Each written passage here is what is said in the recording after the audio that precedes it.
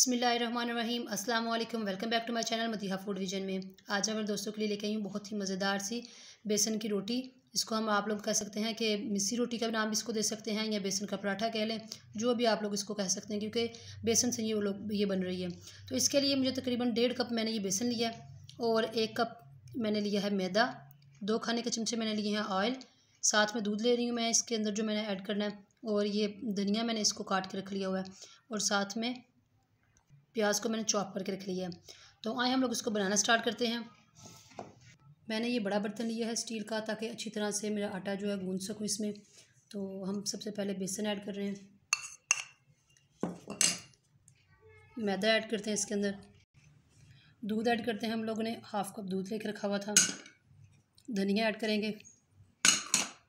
अब हम लोग इसके अंदर प्याज ऐड कर रहे हैं। बर्तन को अच्छी तरह से साफ़ कर लिया करें। और हरी मिर्चें हम लोगों ने तकरीबन 2 अदद जो है ना बिल्कुल चॉप करके मैंने इसको रखी हुई थी।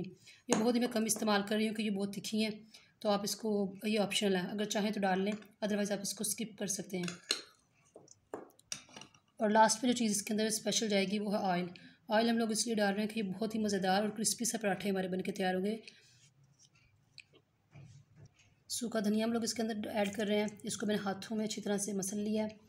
और साथ में 1/2 टीस्पून इसके अंदर जाएगी चिली फ्लेक्स,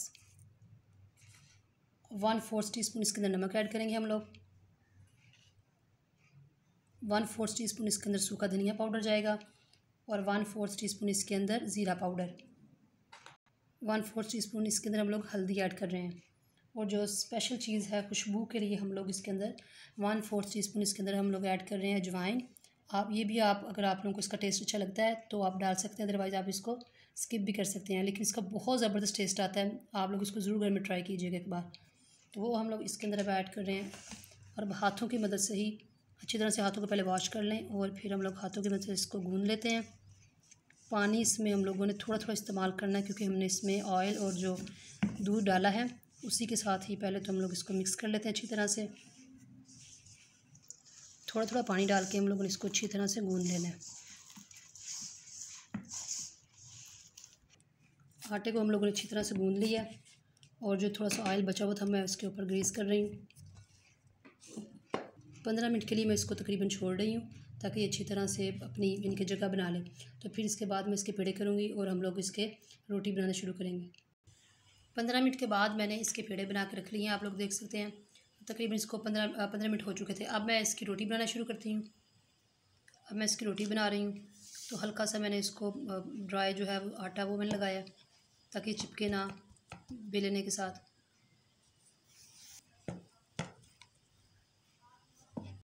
रोटी को मैंने बेल ली है अच्छी तरह से, आप लोग देख सकते हैं काफ़ी बड़ी सारी बन गई है। अब मैं इसको उठा के तो तवे पे डाल रही हूँ। तवा पहले से मैंने गर्म कर लिया अच्छी तरह से। तवे पे मैंने अच्छी तरह से पहले ऑयल लगा लिया था, और अब मैंने रोटी डाल दी है, आप लोग देख सकते हैं। इसको अच्छी तरह से एक साइड से पहले पका लेना है आपने। एक साइड से ये अच्छी तरह से पक चुकी है। अब मैं इसकी साइड चेंज कर रही हूँ। हम लोग इसमें ज़्यादा घी इस्तेमाल नहीं कर रहे, क्योंकि ये मिस्सी रोटी हम लोग बना रहे हैं। इसमें सारी यानी कि इसमें प्याज भी है और मिर्ची मसाले हैं, तो ये काफ़ी हैवी हो जाती है।